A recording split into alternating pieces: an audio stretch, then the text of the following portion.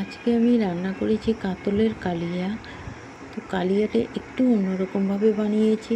কালিয়াটা কিন্তু খেতে দুর্দান্ত হয়েছিল। তোমরাও বাড়িতে ট্রাই করতে পারো। হ্যালো বন্ধুরা, তোমরা সবাই কেমন আছো? আশা করি ভালোই আছো। আমিও ভালোই আছি। তো প্রথমে আমি মাছগুলোর মধ্যে দিয়ে দিলাম লঙ্কা গুঁড়ো, হলুদ আর নুন দিয়ে মেখে নিয়েছি মাছগুলোকে। তারপর কড়াইতে তেল দিয়ে মাছগুলোকে ভেজে নিয়েছি।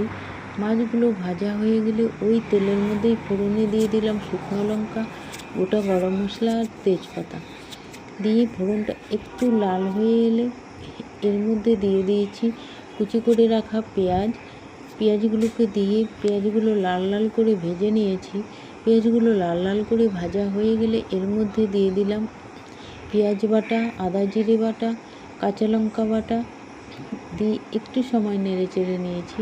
তারপর এর মধ্যে দিয়ে দিলাম পরিমাণ মতো নুন আর পরিমাণ মতো হলুদ দিয়ে আবার কিছুক্ষণ সময় নেড়ে চেড়ে নিয়েছি। কিছুক্ষণ সময় নেড়ে চেড়ে নেওয়ার পর এর মধ্যে দিয়ে দিলাম লঙ্কা গুঁড়ো আর ধনে গুঁড়ো আর ধনে গুঁড়ো দিয়ে আবার কিছুক্ষণ সময় নেড়ে চেড়ে নিয়েছি। তারপর এর মধ্যে দিয়ে দিলাম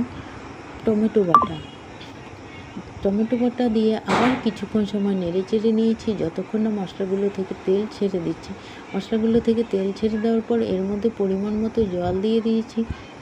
পরিমাণ মতো জল দিয়ে কিছুক্ষণ সময় রান্না করে নিয়েছি। তারপর এর মধ্যে ভেজে রাখা মাছগুলোকে দিয়ে দিয়েছি।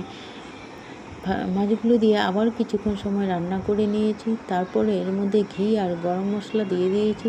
দেখো রান্নাটি দেখতে কত সুন্দর হয়েছে, খেতেও কিন্তু দুর্দান্ত হয়েছিল।